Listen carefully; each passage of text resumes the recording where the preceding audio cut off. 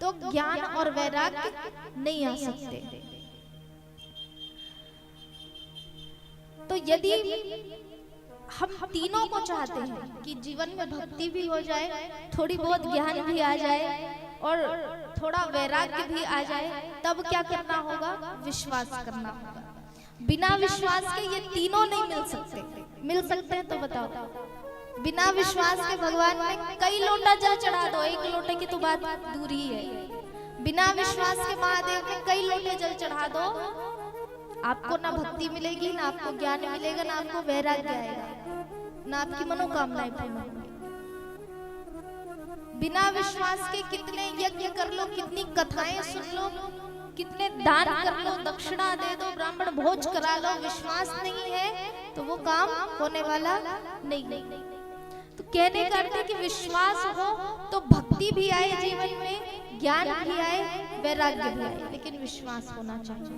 लेकिन आज ना देखो, हमारे बीच में विश्वास की ही कमी होती है कि नहीं? विश्वास की ही कमी है। ना हमें भगवान पे विश्वास है, ना अपने रिश्तेदारों पर विश्वास है, ना पति को पत्नी पे विश्वास हो रहा, ना पति को पत्नी पे विश्वास हो रहा, और ना ही हमें खुद पर विश्वास है किसी चीजों पर। आज ऐसी स्थिति बन पड़ी है, विश्वास नहीं है। आज आप देखते होंगे विश्वास की कमी ही है जिसके कारण से परिवार बिखर रहे हैं, समाज बिखर रहा है, घर परिवार टूट रहे हैं। किसके कारण? विश्वास के कारण।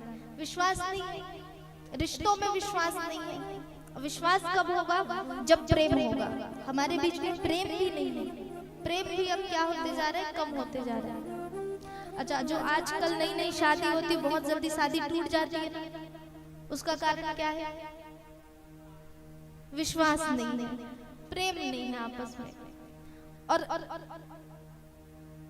देखो, शादियां हो भी रही है तो आजकल के युवाओं को ये लगता है कि वो सिर्फ शादी ना, जो 3 महीने की जो शादी देखते हैं ना, शादी के बाद 3 महीने तक जो होता है उसको ही देख करके शादी करते हैं। उसके बाद क्या होना है उसका भी प्रिपरेशन माइंड में होना चाहिए, उसकी भी तैयारी दिमाग में होनी चाहिए।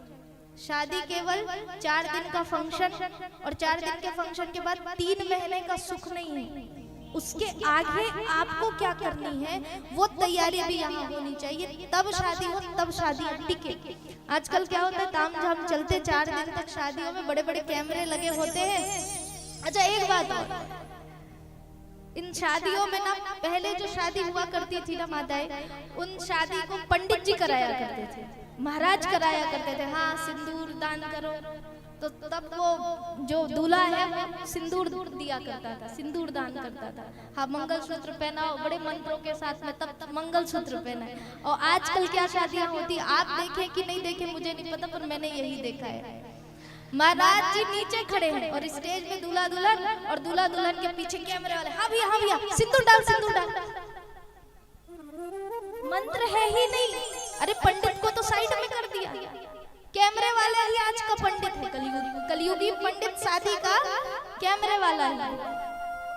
वो कभी यहाँ डाल डाल डाल, अब वो तब सिंदूर लगाए, आराम से धीरे से फूटे जाना चाहिए। अब वो कहे हाँ अंगूठी पहनाओ, कैमरे वाले के हिसाब से आजकल दूल्हा दुल्हन चलते। वो कहे आगे आओ तो आगे आएंगे, अंगूठी पहना तो अंगूठी पहनाएंगे, वरमाला डालो तो वरमाला डालेंगे। मंत्र नहीं है।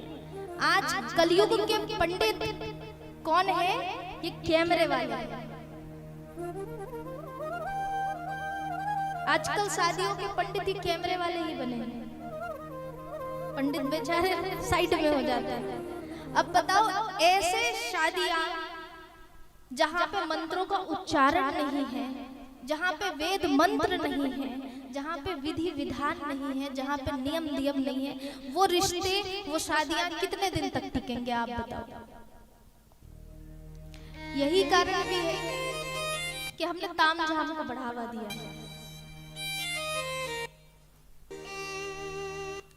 कुछ हद तक बहुत सारी चीजें सही भी है, करना चाहिए, एकदम हर चीजों का विरोध नहीं है, करना चाहिए, लेकिन जो चीजें जरूरी है उनको भी आप शामिल रखे रहिए। मेरे कहने का वो दूर ना,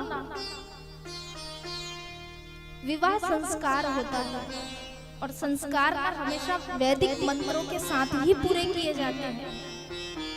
तो उस विवाह संस्कार को वैदिक मंत्रों के साथ ही पूरा किया जाए, तब रिश्ते टिकेंगे। आजकल यही हो रहा है, कहाँ से रिश्ते टिकेंगे? अब वही सब देखते हैं, लगता है हाँ हम भी बड़े अच्छे अच्छे सुंदर कपड़े पहन लेंगे और फोटो बड़ी अच्छी आ जाएगी, शादी कर लेते, शादी कर लिया। अब उसके बाद सुनो 3 महीने क्या मजा आता है। कभी गंगरेल गए, कभी गोवा गए, कभी मनाली गए। अब 3 महीने तो इधर उधर आने जाने में, शॉपिंग करने में, घूमने फिरने में बड़ा मजा आ गया। अब भाई जिंदगी केवल घूमने में ही चलेगी क्या?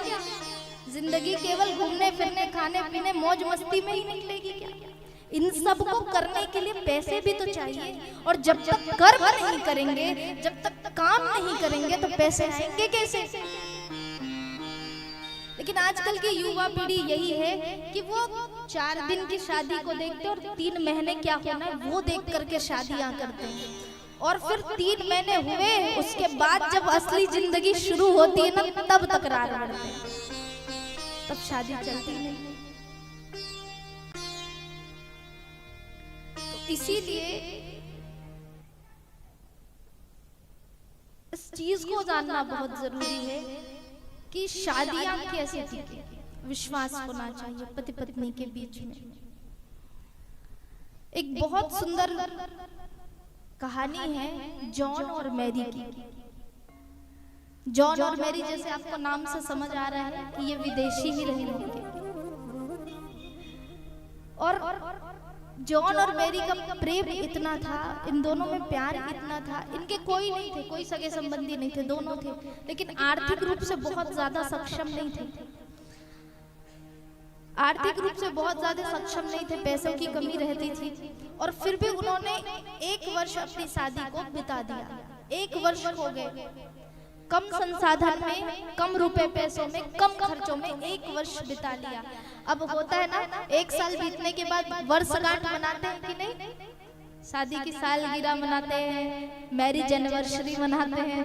तो इन्होंने भी सोचा कि बहुत पैसे तो नहीं है, लेकिन अपने शादी की सालगिरह को कैसे खास बनाया जाए, तो कैसे खास बनाया जाए ये सोचकर, ये विचार करके, इधर जो मैरी थी, जो पत्नी थी, उसने सोचा कि मेरे पति के पास घड़ी है, उस घड़ी में पट्टे लगे, वो बहुत पुराने हो गए हैं, तो क्यों ना मैं अपने पति को शादी के सालगिरह में घड़ी के पट्टे बदल दूं। और इधर उसका पति ये सोच रहा है, जॉन जो है, कि मेरी पत्नी के बाल बहुत सुंदर है और साल भर में कोई उपहार नहीं दिया, तो क्यों ना शादी के सालगिरह में मैं उसे उपहार के रूप में उसके बाल को संवारने के लिए क्लिप ला के दे दूं। अब दोनों ने सोचा और दोनों खरीदारी करने के लिए अलग अलग गए, आपस में कोई बातचीत नहीं हुई है। इधर पत्नी गई अलग अपने पति के लिए पट्टा लेने के लिए, घड़ी के लिए, तो उसने पूछा तो बहुत महंगे थे, उसके पास पैसे नहीं थे, तो उसने सोचा कि क्या करूं, तो कैसे पैसे लाऊं। तो उसने जो अपने लंबे लंबे बाल थे ना, वो बाल कटा दिए और बाल कटा करके अपने पति के लिए हाथों की घड़ी के लिए पट्टा लिया। इधर पति जब खरीदारी करने गया तो पत्नी के बाल में लगाने के लिए क्लिप लेने गया, तो देखा कि पैसे कम पड़ रहे हैं, तो कैसे करूं, तो उसने अपनी घड़ी बेच दी। उसने घड़ी बेच करके क्लिप लिया। अब आपस में जब दोनों मिले रात का समय, और दोनों ने अपने उपहार दिए, तो जानते हैं जो पत्नी थी ना, उसने अपने बालों में कपड़ा लपेटा था, कपड़ा बांधा हुआ था, और पति ने अपने हाथों में कपड़ा बांधा था। लेकिन प्रेम इतना था दोनों में, प्यार इतना था कि अभी पति के नजर पत्नी के सिर के कपड़े पे नहीं गए हैं और पत्नी के नजर अपने पति के हाथ के कपड़े पे नहीं गए हैं। प्रेम इतना है। अब दोनों ने उपहार अपने अपने सामने लाए, तो पति ने क्या दिया, वो क्लिप दिया, कहा तुम्हारे बालों में लगाने के लिए मैंने क्लिप लाया है। पत्नी ने कहा मैंने सोचा कि आपके घड़ी के पट्टे पुराने हो गए हैं, सो बदलवा दो, पट्टे लाए। पति ने कहा तुम्हारे बाल को दिखाओ, मैं अपने हाथों से लगा, तो जैसे ही कपड़े हटाए तो सर पे एक भी बाल नहीं थे। पत्नी ने कहा कि तुम्हारे हाथ की घड़ी के लिए पट्टे लाए, दिखाओ, तो हाथ में घड़ी नहीं थी। तो प्रेम ये होता है, प्रेम इतना हो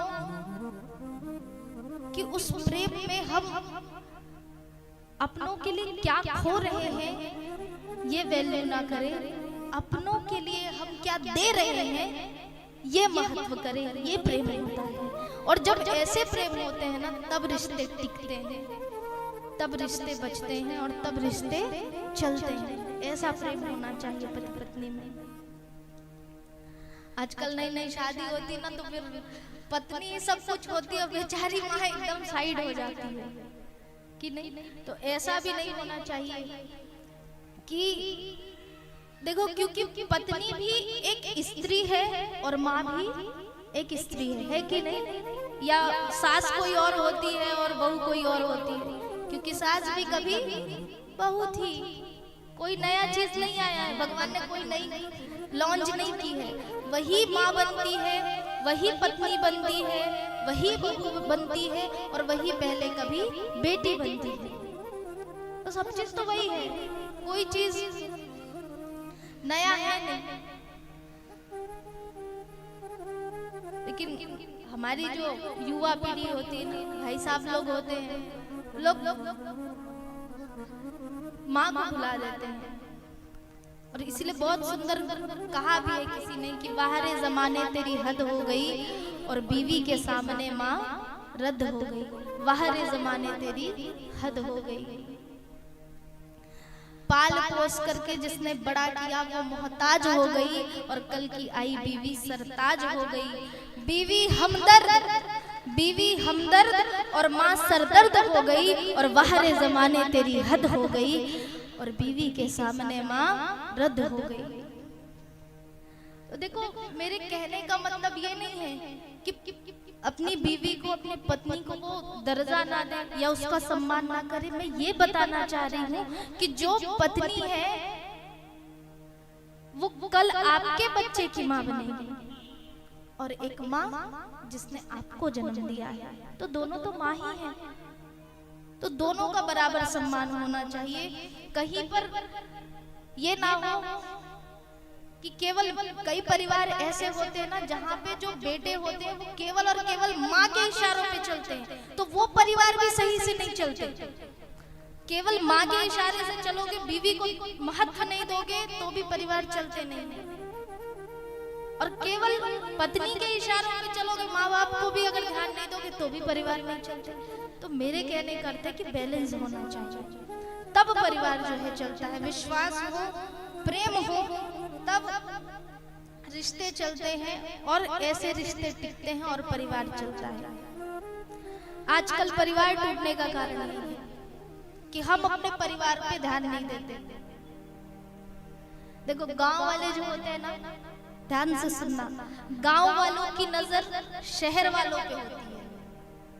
गांव वालों की नजर शहर वालों पे होती है, शहर वालों की नजर विदेशों पर होती है और विदेश वालों की नजर चांद तारों पे होती है। फिर भी कोई सुखी नहीं है, कोई खुश नहीं है, कोई संतुष्ट नहीं है। लेकिन खुश वही है जिनकी नजर अपने परिवार पर होती है।